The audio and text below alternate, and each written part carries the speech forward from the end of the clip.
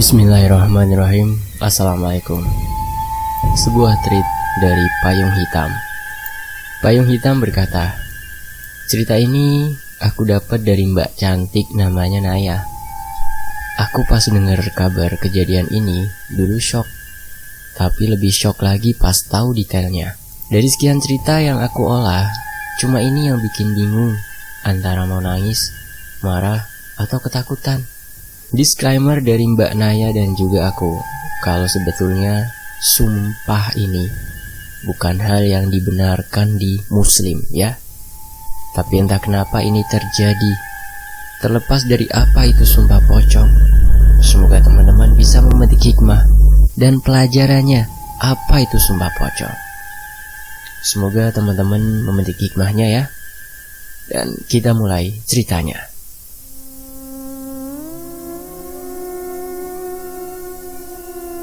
Sudut pandang Mbak Naya. Aku gak bisa sebutin nama desa aku tinggal. Intinya aku tinggal hanya berdua dengan ibu kandungku, Mbok Imah, nama panggilan akrabnya di desaku. Bapak sudah meninggal lebih dulu, disusul adikku meninggal yang waktu itu umurnya masih balita. Aku juga punya satu kakak perempuan yang terhitung sudah 5 tahun gak pulang ke Indonesia. Iya, beliau jadi TKI di Taiwan. Dan kabar terakhirnya aku dengar 2 atau 3 tahun yang lalu. Awal mula kejadian ini tahun 2008 waktu aku masih SMA. Aku cuma fokus sekolah, sedangkan ibuku Mbok Imah kerja di salah satu rumah tetangga kami, yang bisa dibilang juragan juga di desa kami. Ibuku kira-kira pada saat itu umurnya 60 tahun, masih kuat kerja sebagai ART di rumah juragan itu. Kita panggil nama juragan muda itu Pak Hanif, dengan istrinya Mbak Vivi. Pekerjaan ibuku seperti biasanya ART pada umumnya, mengurus 3 anak Pak Hanif yang masih kecil-kecil, bersihkan rumah, cuci piring atau baju, ngurus tanaman, siapin makanan, dan lain-lain. Tapi aku beruntung, ibu kerja di sini karena keluarga Pak Hanif selain dermawan, tapi juga enggak pernah menindas orang, apalagi istrinya, yang selalu kelewatan baik sama ibuku. Seringkali pekerjaan ibuku sedikit karena sudah diselesaikan dengan Mbak Vivi. Seringkali waktu ibuku baru datang pagi-pagi, ibuku malah disuguhi sarapan dengan Mbak Vivi. Malah setiap kali sore ibuku mau pamit pulang ke rumah, Mbak Vivi enggak jarang menitipkan makanan matang untukku di rumah. Mereka memang sering masak masakan enak yang mewah. Supaya Naya juga bisa coba di rumah ya Mbok. Selalu begitu salam Mbak Vivi untukku waktu menitipkan makanannya ke ibu. Ibuku sering cerita Mbak Vivi memang istri yang rajin. Bahkan rajinnya mengalahkan ibuku yang ART-nya. Ibuku sering kali gak enak, pekewoh. Padahal Mbak Vivi sah-sah saja kalau bermalas-malasan atau bersikap bak ratu. Tapi Mbak Vivi anggap ibuku ini seolah ibunya juga. Pak Hanif ini sungguh sempurna di mataku, disegani dan dihormati karena beliau kaya raya, lahan bisnis pertaniannya di mana-mana. Juga sudah bangun masjid yang megah di desa kami. Belum lagi beliau orang yang religius. Bukan cuma warga yang merasa segan, tapi ibuku bahkan Mbak Vivi sendiri pun segan dengan sikap pendiam dan berwibawanya Pak Hanif. Begitulah latar keluarga dari keluarga tempat ibuku bekerja. Setelah 3 tahun bekerja di sana, aku dengar suatu hari keluarga Pak Hanif pergi ke Malang selama beberapa hari. Tapi ibuku tetap bekerja di rumah Pak Hanif yang kosong tersebut. Jadi Pak Hanif menitipkan kuncinya ke ibuku. Singkat cerita, setelah kepulangannya dari luar kota, ibuku yang lagi di rumah dipanggil Pak Hanif ke rumahnya. Pulang-pulang dengan wajah ibu yang lemas, ibu cerita kalau emas perhiasan Mbak Vivi raib. Mbak Vivi yakin perhiasan itu ia letakkan di kamarnya. Ibu semakin ketakutan karena baru pertama kalinya lihat Pak Hanif marah besar dan kesal sekali di hadapan ibu. Apalagi emas yang hilang itu adalah emas warisan dari keluarga mereka. Ibu menangis jadi-jadinya di rumah. Mengingat keluarga itu baik dan ibu merasa dirinya gak sanggup menjalankan tanggung jawabnya jaga rumah Pak Hanif dengan baik. Pak Hanif dan Mbak Vivi pun heran, kenapa tanpa adanya tanda-tanda maling, emas Mbak Vivi bisa hilang. Mbak Vivi juga yakin kamarnya dikunci rapat, tanpa ada kerusakan di pintunya juga. Hanya lemari tempat penyimpanannya saja yang terbuka, nggak kayak semula. Selang beberapa hari hilangnya emas perhiasan Mbak Vivi, secara nggak langsung Mbak Vivi dan Pak Hanif menunjuk ibu sebagai pelakunya. Gimana enggak? Karena dipikir-pikir, cuma ibu yang punya akses masuk ke rumah Pak Hanif.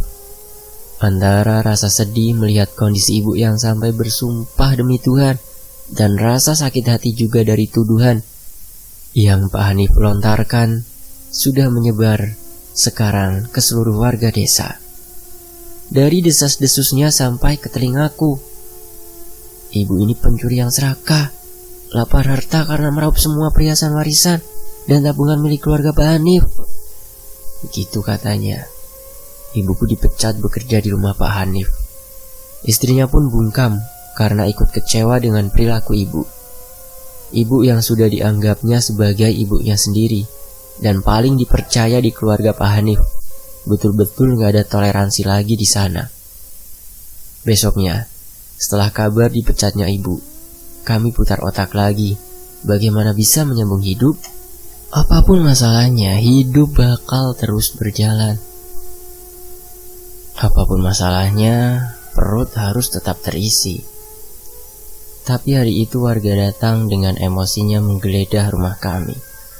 Betul saja, tanda-tanda emas itu bahkan emasnya pun enggak ditemukan. Rumah kami terlanjur berantakan, tapi warga tetap dengan emosinya menuduh ibu sebagai pencurinya. Banyak yang emosi dan benci sekali dengan kami akhirnya. Kami terus-terusan sabar menghadapi hari demi hari penuh tuduhan, sampai pada akhirnya ada dua warga menjemput ibu di rumah untuk ke rumah Pak Hanif. Di sana Pak Hanif sudah menunggu. Aku menemani setiap detik apapun yang ibuku lalui waktu itu. Di sana, aku lihat keramaian dari penduduk desa kami yang di dalamnya ada Pak Hanif juga, beberapa pemangku desa. Dengan sopan mereka menyuruh kami masuk dan duduk. Bahasanya yang tertata itu seolah menuduh tajam ke ibu. Masalah masih soal pencurian emas. Di situ juga mereka membahas soal aku yang nantinya tahun depan setelah lulus SMA mau masuk ke perguruan tinggi. Karena ibuku cuma gaji dan tabungan pas-pasan, tanpa aku tahu juga ibu pernah minta pinjam ke Mbak Vivi dalam jumlah yang banyak. Tapi semua kesepakatan itu di tangan Pak Hanif. Akhirnya Mbak Vivi dan Pak Hanif nggak bisa meminjamkan uang untuk pendidikanku. Karena Pak Hanif tahu, pasti ibuku nggak mampu mengganti hutangnya. Dan akhirnya sampai sekarang ibu belum dipinjami uang oleh Pak Hanif. Seperti itu. Dan akhirnya menurut pemangku desa di sana dan keluarga Pak Hanif menyuruh ibuku mengaku saja. Kalau memang betul, ibu siap dimaafkan dengan ikhlas. Yang penting emas itu dikembalikan. Sambil menangis, ibuku lagi-lagi bersumpah di hadapan banyak orang. Fitnah sudah menyebar kabar bahwa ibulah pencurinya. Ditambah warga juga semua tahu cerita mengenai kelanjutan sekolahku. Ibu betul-betul sama sekali enggak tahu menahu bahkan soal perhiasan itu. Awalnya aku bisa sabar, tapi lama-lama tangisku juga pecah. Sakit hati dan rasa sedih yang udah gak bisa aku bendung lagi. Aku betul-betul gak percaya ibu seberani itu mencuri di rumah orang yang kami kenal baik.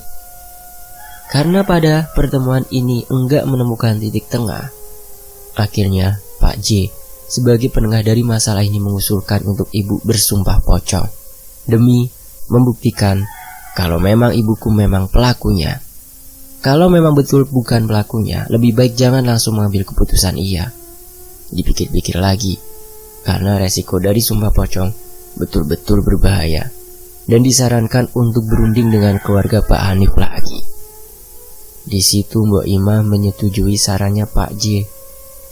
Tapi Pak J tetap nyuruh Mbak Ima Jangan terlalu cepat ambil keputusan. Pikirkan selama sehari atau 2 hari dulu soal sumpah pocong ini.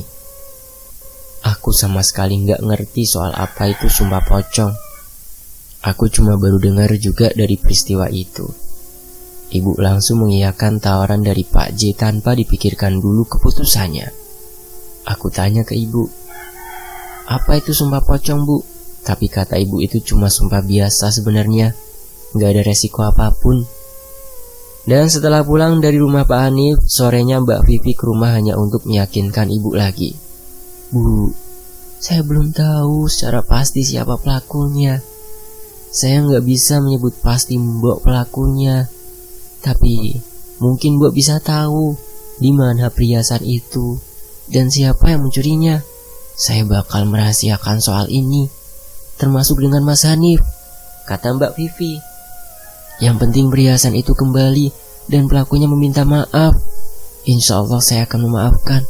Mungkin terkait siapa pelakunya, kita bisa merahasiakannya. Dan saya bisa berbohong dengan Mas Hanif soal perhiasan itu cuma keselip di lemari, atau bagaimanapun itu bisa saya atur. Saya siap demi kebaikan semua," lanjut Mbak Vivi. Tapi mau gimana pun itu semua pilihan ibuku. Mbak Vivi tetap membolehkannya, juga justru mendukung kalau memang itu betul-betul dilakukan ibuku. Sebelum pulang Mbak Vivi memeluk ibu, berharap semua ini lekas menemukan jalan keluar. Tapi aku juga agak curiga dengan ibu. Sikap ibu kelihatan lebih panik dari sebelumnya, semacam gak siap. Aku juga lumayan gak yakin kalau ibu setuju dengan pilihannya sendiri. Aku lebih banyak diam dan gak ngomong sepatah kata pun soal sikap ibu. Aku juga terkesan sudah memfitnahnya.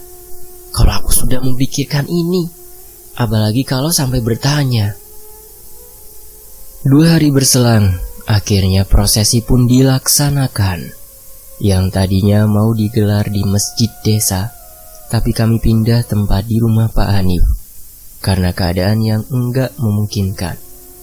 Kasus ini sudah menyebar luas, maka dari itu menimbulkan kerumunan masyarakat yang ingin menyaksikan. Ditambah menurut Pak J, takut ada hal yang gak diinginkan terjadi, karena proses ini gak bisa langsung disaksikan terlalu banyak warga. Sore itu ibuku diperlakukan layaknya sudah meninggal, karena memang itu syaratnya. Selepas asar sekitar jam 4, barulah ibuku dimandikan dengan beberapa perempuan di desa kami, termasuk aku dan Mbak Vivi. Kemudian ibuku dikafani dan direbahkan di keranda yang kemudian diletakkan di dalam masjid, dengan Pak J yang berperan sebagai saksi netral. Prosesi ini dimulai. Dalam proses ini memang dibutuhkan seseorang yang enggak ada di pihak siapapun. Di tengah acara barulah ibuku bersumpah. Yang seingatku ibuku bilang, "Saya bersumpah, bukan saya pelaku atas hilangnya perhiasan milik Mbak Vivi. Jika saya berbohong, saya siap menanggung apapun akibatnya dari sumpah ini," ucap ibuku dengan jelas dan padat. Selesai prosesi itu, aku dan Mbak Vivi membukakan kafan ibuku. Kemudian semua warga kembali ke rumah masing-masing. Sebelumnya, Pak J menitipkan secari kertas berisi nomor handphonenya untuk berjaga apapun masalahnya soal spiritual bisa menghubungi Pak J. Masih ada rasa ingin tahuku, akhirnya aku tanya betul-betul ke ibu. "Beneran bukan ibu kan pelakunya?" Pertanyaan itu betul-betul tak terbendung. Yang aku pikirkan apa jadinya jika betul ibu yang mencuri. Tapi apapun niatnya, mau itu khilaf atau enggak sengaja. Nah ya, ngeri melihat ibunya diperlakukan seperti itu. Di proses itu pun sangat-sangat serius. Aku memikirkan akibatnya bakal seperti apa kalau memang betul. Dan jawaban ibuku cuma, "Insya Allah semua akan baik-baik saja, Nak. Karena memang ibu bukan pelakunya," jawab ibuku singkat. Dengan raut yang sekarang enggak setegang tadi, aku akhirnya bisa tenang sedikit. Setelah itu, kami merasa diasingkan oleh penduduk desa. Ibuku juga akhirnya mendapat pekerjaan baru untuk menyambung hidup kami di pabrik tahu, untuk menjualnya keliling desa, atau mengantar tahu ke pedagang pasar. Ibu selalu bekerja dari jam 6 pagi sampai sore. Baru hadir di rumah biasanya jam 5 sore. Baru 2 minggu umur ibu kerja di pabrik itu, satu sore aku nungguin ibu pulang sampai jam 10 malam. Karena aku panik, aku akhirnya nyari kemanapun aku bisa. Alat komunikasi kami pun cuma satu-satunya HP yang kami tinggal di rumah untuk menghubungi keluar. Ibu pun gak pernah bawa HP itu kerja. Aku pergi ke pengumpul tahunya, tapi kesaksian pemilik pengumpul itu, ibu sudah setoran uang hasil dagang. Kemana ibu kira-kira? Gak mungkin dia mampir ke suatu tempat. Kemana? Aku betul-betul gak ketemu ibu. Akhirnya aku pulang dengan tangan kosong. Tapi terkejutnya aku pas sampai di rumah, sepeda ibu sudah terparkir di depan teras. Aku langsung cepat-cepat masuk rumah dan cek ibu. Ternyata beliau ada di kamar sedang tidur. Aku lega akhirnya. Aku juga maksudnya mau tidur, tapi kasurnya kehalang tubuh ibuku yang posisinya melintang di kasur. Gak ada space atau sisa ruang lagi untuk tubuhku. Aku pikir ini aneh.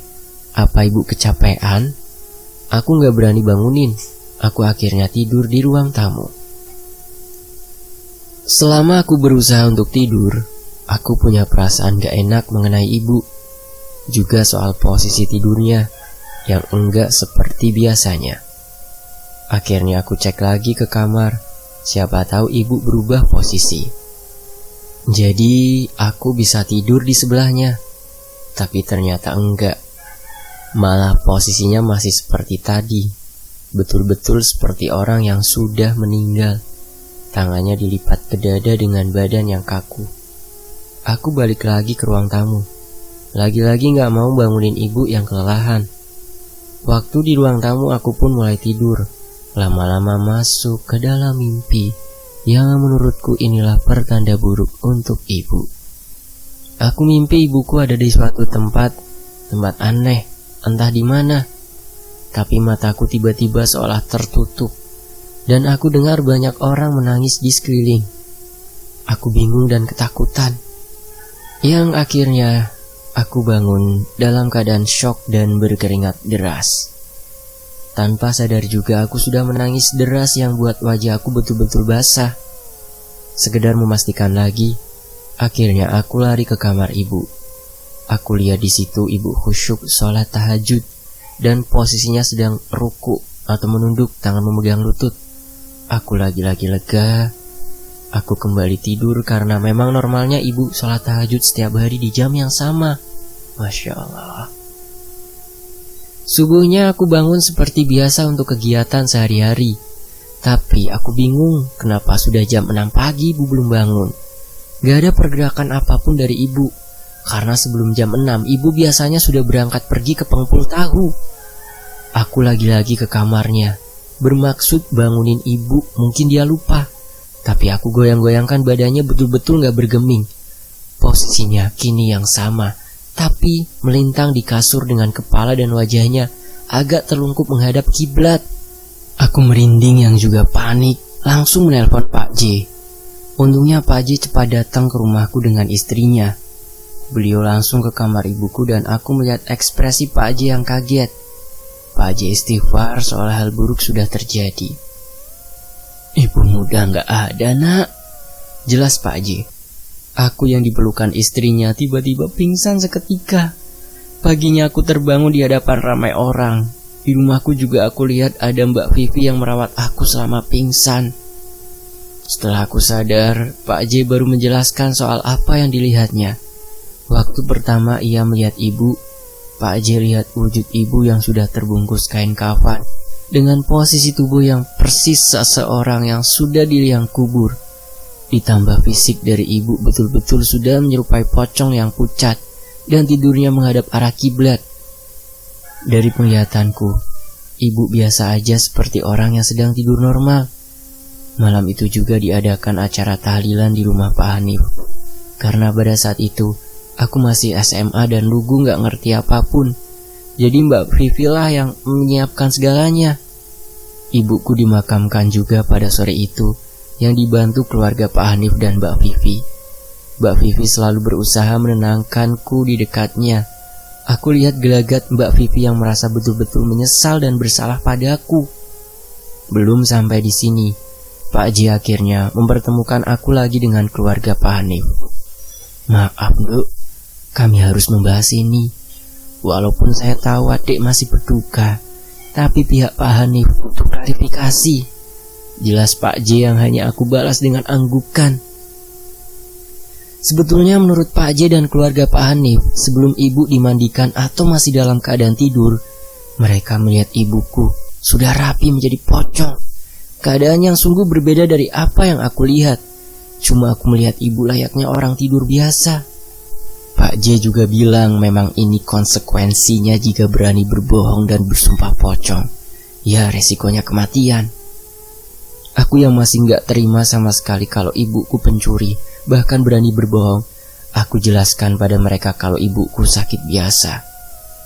Ibu memang punya riwayat sakit ginjal, tapi sudah lama dan diagnosanya enggak begitu parah. Aku masih gak menduga kalau ibu mencuri barang berharga dari Mbak Vivi, orang yang begitu baik dengan keluargaku, yang sering disanjung juga ibuku soal kebaikan mereka. Setelah dipikir-pikir gak ada yang gak mungkin.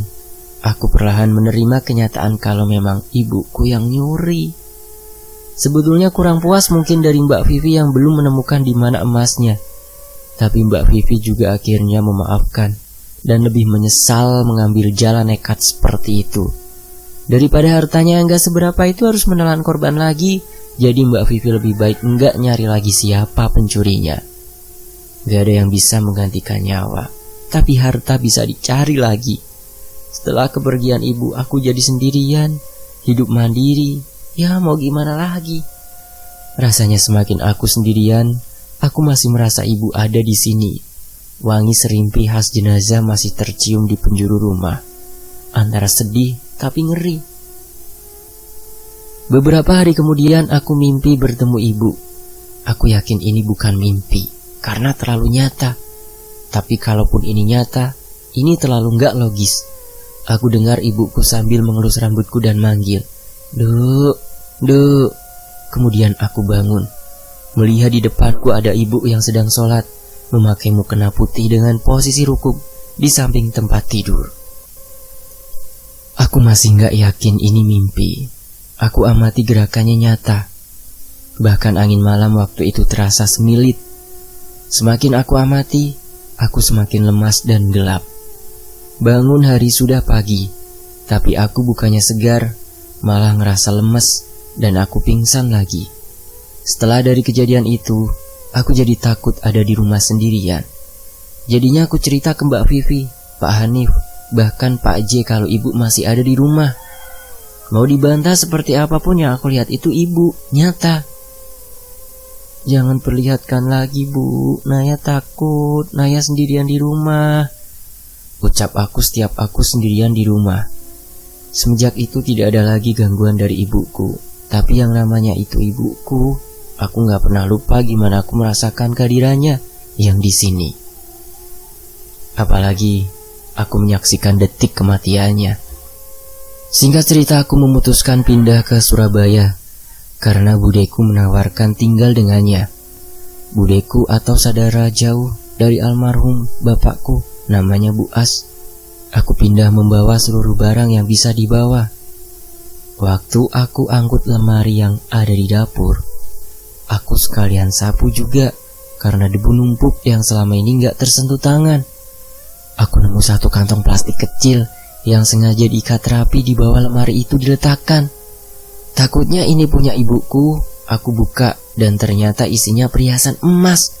1 kalung dan 2 emas yang ukurannya gak terlalu besar. Punya siapa ini ya? Aku gak pernah lihat ibu pakai perhiasan ini. Untuk apa ibu simpan perhiasan ini? Jangan-jangan ini perhiasan Mbak Vivi. Akhirnya, karena aku mikir juga perhiasan yang ternyata sedikit ini udah ngambil nyawa ibuku, aku niatnya aku simpan saja. Dan suatu saat aku jual. Ya, yang paling harganya gak seberapa itu. Aku sudah dibuat kesal dengan keputusan Mbak Vivi karena menghilangkan nyawa ibuku. Bahkan aku ingat Pak Hanif bilang, hilang semua. Ternyata ya cuma 3. Ya kalaupun cuma 3, kenapa bilang semuanya? Kalau memang semuanya, ini sedikit banget. Sudah kalut perasaanku waktu itu. Pilihanku untuk tetap aku simpan saja entah sampai kapan. Dan setelah kurang lebih setahun kalau gak salah, aku pikir perbuatanku ini salah dan gak tega juga ke Mbak Vivi. Kalau memang cuma 1 biji, tapi itu barang berharga. Siapa yang gak akan murka atau panik kehilangannya kan? Ya kan? Dan dari Surabaya aku putuskan untuk rumah Mbak Vivi waktu itu, ke desa tempat aku tinggal dulu, untuk sekedar mengembalikan perhiasannya itu. Ternyata betul, itu punya Mbak Vivi. Ada lagi Mbak yang hilang. Siapa tahu ibuku sudah menjualnya.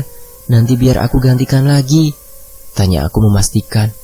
Dan mau tahu juga apa memang ada sebanyak apa yang hilang. Gak perlu Naya, cuma ini aja kok yang hilang, jawab Mbak Vivi dengan entengnya. Lagi-lagi aku berpikir, cuma ini yang buat nyawa ibuku melayang. Terima kasih Naya, kamu udah baik banget mau rela jauh-jauh dari Surabaya untuk kembalikan perhiasan ini. Aku mau titip ini untuk kamu jaga baik-baik ya, tawar Mbak Vivi yang memberikan kalung tersebut. Tapi aku gak mau lagi melihat wujud kalung itu. Aku mau melupakan sakit hati dan juga mau ikhlas untuk kepergian ibuku. Aku pun menolaknya dengan sopan dan balik lagi ke Surabaya. Di jalan pulang menuju Surabaya aku berkecamuk. Mencuri bukan hal yang dibenarkan, tapi aku gak pernah habis pikir. Ibuku mencuri cuma untuk biaya kuliahku, bukan untuk kekayaan dan kepuasan.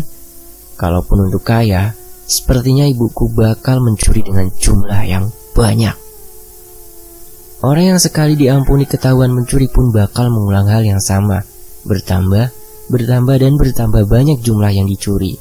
Tapi sebagai korban juga harusnya Pak Hanif tidak melebih-lebihkan menyikapi kasus ini. Dan akhirnya aku hidup di Surabaya dengan tenang, memulai segalanya yang baru. Dan akhirnya siap menceritakan ini ke banyak orang untuk sharing tanpa menjatuhkan aib sendiri. Untuk nama yang sudah aku sebut di atas, sudah aku samarkan identitasnya. Jadi kalaupun ada kesamaan, mungkin itu hanya kebetulan. Sekian, kisah ini selesai, tamat. Semoga teman-teman bisa mengambil hikmah dari treat ini. Demikianlah sebuah treat dari Payung Hitam. Saya pamit. Wassalamualaikum warahmatullahi wabarakatuh.